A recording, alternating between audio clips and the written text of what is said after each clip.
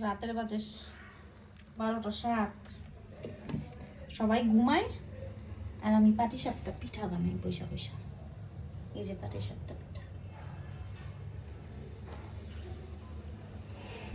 আমার 3 ভাবি আর আমার মা, এই 4 মহিলা মিলা আমার দিয়া পাটিসাপটা পিঠা বানাইতেছে। এখন বাজে 12টা 7, বানাইতে বসছি 10টা বাজে।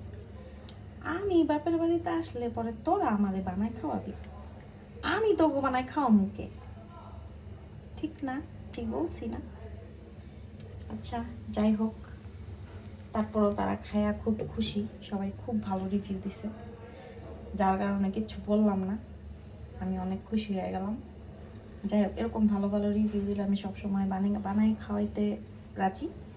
আমি খুশি হয়ে বানাই খাওয়াবো। আর মাঝে মাঝে একটু গিফটও দিতে পারো তোমরা, ঠিক আছে? গিফট দিলে মানা করবো না, খুশি হইয়া, ঠিক আছে?